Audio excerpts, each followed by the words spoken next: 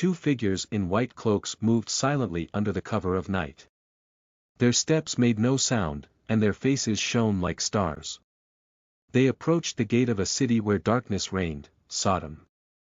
Sodom was a city like no other, vibrant and prosperous, yet steeped in sin. The cries of its wickedness had reached heaven, and judgment was coming. But the story does not begin with destruction. It begins with two strangers and one righteous man.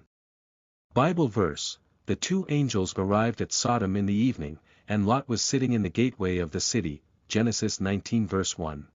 Lot, Abraham's nephew, sat at the city gate, a place of decision-making and justice. When he saw the strangers, he recognized something unusual about them. Perhaps it was their otherworldly glow or their purposeful stride.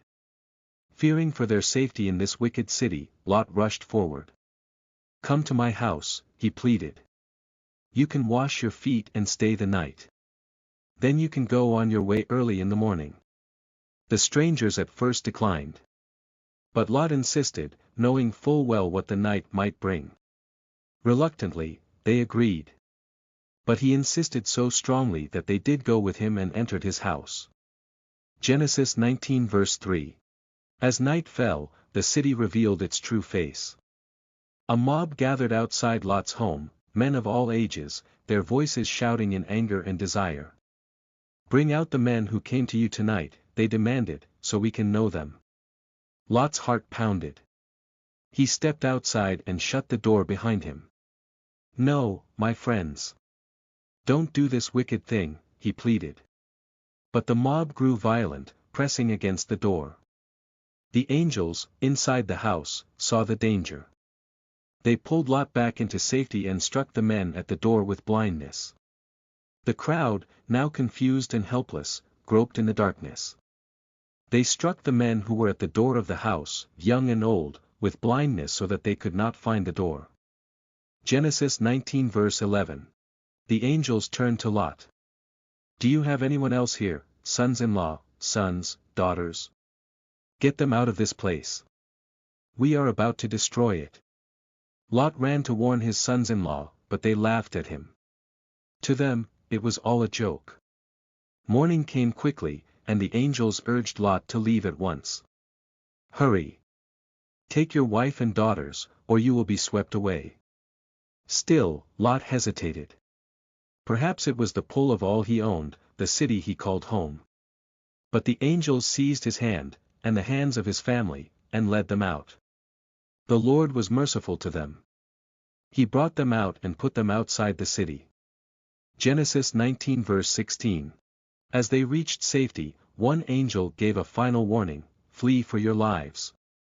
Do not look back, and do not stop anywhere in the plain." Lot and his family ran, tears streaming down their faces. Then it happened. The sky turned red. Fire and sulfur rained from heaven, consuming the city and its inhabitants. The cries of the wicked were silenced as Sodom and Gomorrah were reduced to ashes. But in that moment of judgment, Lot's wife faltered.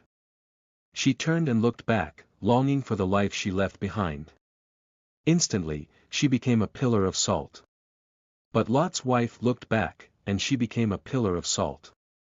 Genesis 19 verse 26. Lot and his daughters found refuge in the hills, far away from the smoke and ruins of Sodom. The price of salvation was heavy: loss, grief, and the memory of a city that chose wickedness over repentance. The story of Sodom and Gomorrah remains a timeless warning: when darkness reigns, God's judgment is sure, but so is His mercy for those who trust and obey. Bible verse: the smoke of the land went up like the smoke of a furnace. Genesis 19 verse 28. Genesis 19 is a story of contrasts, between sin and righteousness, judgment and mercy, destruction and salvation. It teaches us the importance of obedience to God and the danger of lingering in a life of sin.